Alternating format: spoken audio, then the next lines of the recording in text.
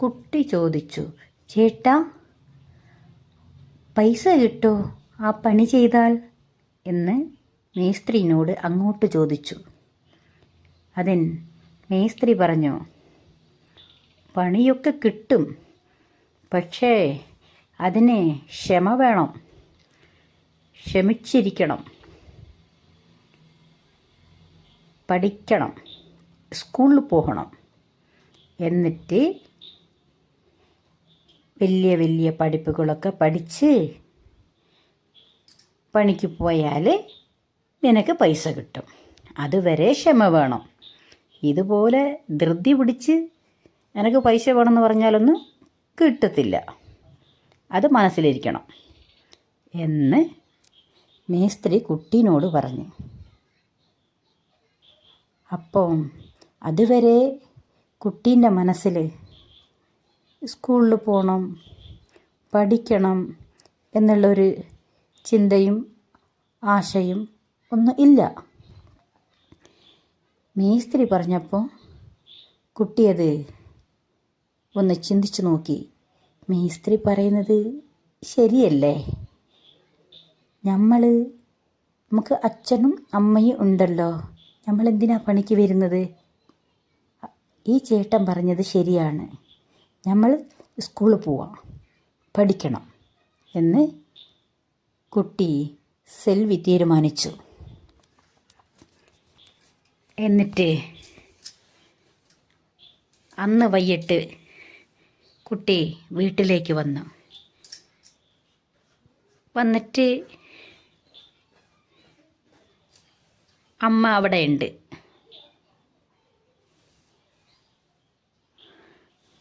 അമ്മയോട് പറഞ്ഞ്, അമ്മേ, എനിക്ക് എല്ലാവരെയും പോലെ സ്കൂൾ പോകണം, പഠിക്കണം. ആ ചേട്ടൻ എന്നോട് പറഞ്ഞതാണ്, നിൻ്റെ പ്രായത്തിൽ പണിയെടുക്കാൻ പാടില്ല, നിനക്ക് വാരിക്കൊടുത്താൽ തിന്നുന്ന പ്രായമാണ്, ഇപ്പോൾ പണിക്ക് വരേണ്ട പ്രായം ആയിട്ടില്ല, ഇതൊന്നും ചെയ്യാൻ പാടില്ല. എന്നാലും നിന്നെ ഒരു പാവം വിചാരിച്ചിട്ടാണ് ഞാൻ ഈ പാറയിൽ നിനക്കൊരു പണി തന്നത്.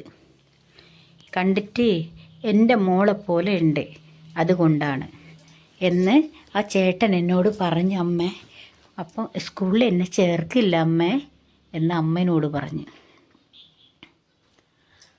അമ്മ അതിന് മറുപടി പറഞ്ഞ്,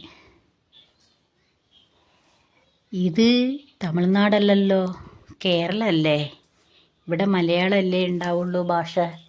ഇത് പഠിച്ചിട്ട് നീ അവിടെ പോയിട്ട് എന്ത് ചെയ്യാനാ തമിഴ്നാട്ടിൽ? നീ മലയാളം സംസാരിച്ചാൽ അവിടെയുള്ള ആൾക്കാർക്ക് എന്തെങ്കിലും അറിയോ എന്ന് പറഞ്ഞു അമ്മ.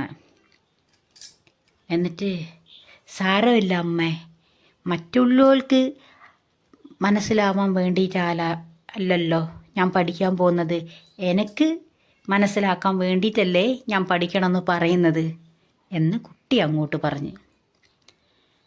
അതിനമ്മ പറഞ്ഞ്, നീ ഇപ്പം തന്നെ ഇങ്ങനെ സംസാരിക്കാൻ തുടങ്ങിയാ? അങ്ങനെ പാടില്ല, മുതിർന്നവരെ ഇങ്ങനെ പറയുമ്പോൾ എതിർത്ത് പറയാൻ പാടില്ല, അത് ചീത്ത സ്വഭാവമാണ് എന്ന് അമ്മ പറഞ്ഞ്. അതിന് മറുപടി സെൽവി അങ്ങോട്ടേക്ക് പറഞ്ഞ് അമ്മയിനോട്, അമ്മേ, ഇതിലെന്ത് ചീത്തയിരിക്കുന്നു? ഞാൻ സ്കൂളിൽ പോകുന്ന കാര്യം ചീത്തയാണോ? പഠിക്കണമെന്ന് പറയുന്നത് ചീത്ത കാര്യമാണോ? അത് പഠിക്കണം, അമ്മ സ്കൂളിൽ പോയില്ലല്ലോ, അമ്മയ്ക്ക് അതിനെപ്പറ്റി അറിയില്ല, അതുകൊണ്ട് അമ്മ പോയില്ലെന്ന് കുട്ടി പറഞ്ഞ്. അമ്മയ്ക്ക് ദേഷ്യം പിടിച്ച്, ഓ, എനക്കറിയില്ല, നിനക്ക് എല്ലാം അറിയാം അല്ലേ? ഇപ്പോഴേ എനിക്കെല്ലാം അറിയാൻ പറ്റൂല്ലേ? ഈ 4 വയസ്സിൽ നിനക്ക് എല്ലാം അറിഞ്ഞില്ലേ, മുതിർന്നവരെ പോലെ എന്ന് അമ്മ പറഞ്ഞ്. എന്നിട്ട് കുട്ടി ഒരു 5 മിനിറ്റ് മിണ്ടാണ്ടിരുന്ന് എന്നിട്ട് ചോദിച്ച്, എനിക്ക് എല്ലാം അറിയില്ല അമ്മേ, എൻ്റെ ആവശ്യം, എനിക്ക് വലിയ ഇഷ്ടമാണ് പഠിക്കാൻ, എനിക്ക് സ്കൂളിൽ പോകണം, എനിക്ക് പഠിക്കണം, എനിക്ക് എന്തെങ്കിലും ഒരു ഭാഷ പഠിച്ചാൽ മതി, എന്നെ സ്കൂളിൽ ആക്കണം നിങ്ങൾ, അച്ഛൻ വന്നിട്ട് അച്ഛനോട് പറയണം എന്ന് കുട്ടി പറഞ്ഞു. ആ, നിൻ്റെ അച്ഛൻ ഇവിടെ എത്ര മാന്യനായിട്ട് എൻ്റെ അച്ഛൻ ഇവിടെ കഴിയുന്നത്. ഇവിടെയുള്ള നാട്ടുകാർ മുഴുവൻ അത് കാണുന്നുണ്ടല്ലേ. ഞാനായിട്ടല്ലേ ഇത് സഹിച്ചിട്ട് ഇവിടെ നിൽക്കുന്നത്. ഇതൊന്നും പോരായിട്ട് ഇവർക്ക് സ്കൂളിൽ പോകണം പോലെ. സ്കൂളിൽ ഇപ്പം എല്ലാവരും ഇപ്പം ഞാനൊക്കെ സ്കൂളിൽ പോയിട്ടല്ലേ ഇവിടെ ജീവിക്കുന്നത്, കഞ്ഞി കുടിക്കുന്നത്. സ്കൂളിൽ പോയിട്ട് ഉദ്യോഗത്തിന് പോയതുകൊണ്ടല്ലേ ഞാനിപ്പോൾ ജീവിക്കുന്നത്. എല്ലാവരും ഉദ്യോഗസ്ഥന്മാരായാലോ ഇപ്പം നമ്മളെ പോലത്തെ പണിയെടുക്കാൻ ആൾ വേണ്ടേ എന്ന അമ്മ ഇങ്ങോട്ട് ചാടിക്കയറി. കുട്ടി അപ്പാടും പേടിച്ച് വിറച്ച് ഒന്നും പറഞ്ഞില്ല. അച്ഛൻ്റെ അടുത്ത് പറയാൻ പറ്റുമോ? ഇല്ല, പറയാൻ പറ്റില്ല. കാരണം അച്ഛനൊരു മദ്യപാനിയാണ്. മദ്യം മാത്രമല്ല, അച്ഛനൊരു കാമുകയും ഉണ്ട്. ഓളും കൂടെയാണ് ഒന്നിച്ച് താമസിക്കുന്നത്.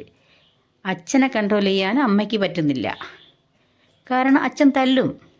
പറഞ്ഞു കഴിഞ്ഞാൽ അച്ഛനെ എതിർത്താൽ അച്ഛൻ്റെ അടുത്ത് നിന്ന് അമ്മയ്ക്ക് തല്ല് കിട്ടും, അതിൽ സംശയമില്ല. അതിൻ്റെ വെറുപ്പും ദേഷ്യവും മുഴുവൻ കുട്ടീൻ്റെ മേലെയാണ് അമ്മ കാണിക്കുന്നത്. എന്ത് ചെയ്യാനാ, ഒന്നും പറയാൻ പറ്റില്ലല്ലോ. അന്നേരം കുട്ടി അമ്മ ഇങ്ങനെ ഒച്ച കൊണ്ട് കുട്ടി ഒന്നും പറഞ്ഞില്ല. എന്നിട്ട് കുറേ സമയം ഇങ്ങനെ കുത്തിരിഞ്ഞ് ഒരു 8-8:30 വരെ ഇരുന്ന്. എന്നിട്ട് അച്ഛൻ വരുന്നു.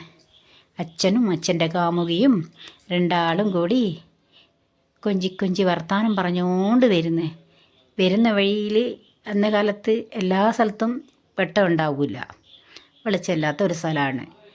ആ പാദസ്ഥലത്തിൻ്റെ കിലുക്കം കേട്ടിട്ടാണ് ഇവർ വരുന്നത് കാണുന്നത്. എന്നിട്ട് അച്ഛനോട് പറയാൻ കുട്ടി നോക്കി. പക്ഷേ അച്ഛനോട് പറയാൻ പറ്റിയില്ല. കാരണം അച്ഛൻ കുറച്ച് മദ്യപിച്ചിരുന്നു, മറ്റേ പെണ്ണുങ്ങളും ഒന്നിച്ചുണ്ട്. അതുകൊണ്ട് പറയാൻ പറഞ്ഞില്ല. എന്നിട്ട് അമ്മ ചോറ് വിളമ്പി തന്ന് കഴിച്ച്, അമ്മയും മക്കളും എല്ലാവരും ഭക്ഷണം കഴിച്ച് ഉറങ്ങി. പിറ്റേ ദിവസം നേരം വെളുത്ത് ഇതേ തന്നെ. പണി തീരാത്ത വീടെന്ന് പറഞ്ഞതുപോലെ വീട്ടിലെ പണി ഒരിക്കലും തീരുമില്ലല്ലോ. ഏത് വീടാണെങ്കിലും, ചെറുതാണെങ്കിലും വലുതാണെങ്കിലും, വെക്കലും വിളമ്പലും അളക്കലും തുടക്കലും അത് ഉണ്ടാവുമല്ലോ. അത് പതിവായ പണി തന്നെയല്ലേ. അമ്മ വീട്ടിലെ പണി എടുത്ത് വീട്ടിലെ എടുത്തിട്ട് അമ്മ അതേപോലെ പതിവായി. പഴയ സാധനത്തിൻ്റെ പണിയല്ലയോ. പണിക്ക് പോയി. അച്ഛനും അമ്മയും കൂടെ പോയി. അപ്പോൾ ഈ കുട്ടി ഈ മേസ്ത്രി ഇങ്ങനെ പറഞ്ഞില്ലേ, ഒന്നും ഇതിൻ്റെ മനസ്സിലില്ല. അമ്മ ദേഷ്യപ്പെട്ടതും ഒന്നും വെച്ചാൽ ഒന്നും മനസ്സിലില്ല. എങ്ങനെയെങ്കിലും സ്കൂളിൽ പോകണം, എങ്ങനെയെങ്കിലും ഒരു 4 അക്ഷരം പഠിക്കണം, ഉദ്യോഗത്തിന് പോകണമെന്നില്ല. പക്ഷേ ആ ചെറിയ പ്രായത്തിൽ അതൊന്നും അറിയില്ലല്ലോ. വായിക്കണം. അന്ന് കാലത്തൊക്കെ ഈ സെൽവിക്ക് 4 വയസ്സുള്ളപ്പോൾ മനോരമ, മാതൃഭൂമി എന്ന് പറഞ്ഞ് വീക്കിലികളുണ്ടായിരുന്നു. ഇന്നത്തെ പോലെ എല്ലാ വീട്ടിലും ടിവിയും അങ്ങനത്തതൊന്നും ഇല്ല. ഇതുപോലത്തെ ടച്ച് ഫോണും അതൊന്നുമില്ല. ഏതെങ്കിലും ഒരു വീട്ടിൽ ആൻറ്റന വെച്ച ബ്ലാക്ക് ആൻഡ് വൈറ്റ് ടി വിയാണ് ഉണ്ടാവുക. അത് ആഴ്ചക്ക് ദൂരദർശന അതിൽ ഉണ്ടാവും. അങ്ങനെയുള്ള ഒരു കാലം അത്. അപ്പോൾ കുട്ടിക്ക് എന്ത് ചെയ്യാനാ, ആരോട് പറഞ്ഞിട്ടാണ് നമ്മൾ സ്കൂളിൽ പോകേണ്ടത് എന്ന് ഇത് തന്നെ. വേറെ ചിന്തകളില്ലല്ലോ, മറന്നു പോവാൻ എന്തെങ്കിലും നോക്കിയിട്ട്. ഇന്നത്തെ കാലങ്ങളൊക്കെ കുട്ടികളൊക്കെ ഒന്ന് പറയുമ്പോൾ ഓലെ ശ്രദ്ധ മുഴുവൻ മൊബൈലിലായിരിക്കും, ടി വിയിലായിരിക്കും. ചില കുട്ടികൾ അങ്ങനെയാ. പക്ഷേ അന്ന് കാലത്ത് അതില്ല. അതുകൊണ്ട് ആരെങ്കിലും എന്തെങ്കിലും പറഞ്ഞാൽ അതപ്പാടും തലയിൽ മെമ്മറിയിൽ അത് സേവ് ആവും. അതങ്ങനെ തന്നെ നിൽക്കും.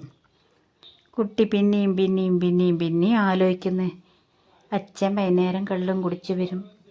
അമ്മയോട് പറഞ്ഞാൽ മലയാളമാണ് ഇത് വേണ്ടെന്ന് പറയുന്നത്. ഇനി ആരോടാ പറയേണ്ടത് എന്ന് കുട്ടി ഇങ്ങനെ ആലോചിച്ചിരുന്ന്. ആ ചേട്ടൻ നമ്മളെടുത്ത് പറയണ്ടായിരുന്നു, സ്കൂളിൽ പോയിക്കോ, പഠിച്ചോ എന്നൊക്കെ പറയണ്ടേനു. പക്ഷെ നമ്മളെ വീട്ടിലുള്ള അവസ്ഥ ആ ചേട്ടൻ അറിയുന്നില്ലല്ലോ എന്ന് കുട്ടി ഇങ്ങനെ സ്വന്തം തന്നെ ആലോചിച്ച്. എന്നിട്ട് ഓക്ക് കൂട്ടുകാരിമാരുണ്ടല്ലോ, ആ രത്നയും ബേബിയും, അവർ വന്ന് ഓരും സ്കൂളിൽ പോയിക്കില്ല. ഈ പ്രായക്കാർ തന്നെയാണ്, ആരെയും സ്കൂളിൽ ചേർത്തിട്ടില്ല. അവർ താമസിക്കുന്ന 10 വീട്ടിൻ്റെ ആളുണ്ടല്ലോ, 10 വീടുകളിലും കുട്ടികളുണ്ട്. ലൈക്ക് ചെയ്ത് സബ്സ്ക്രൈബ് ചെയ്യണേ.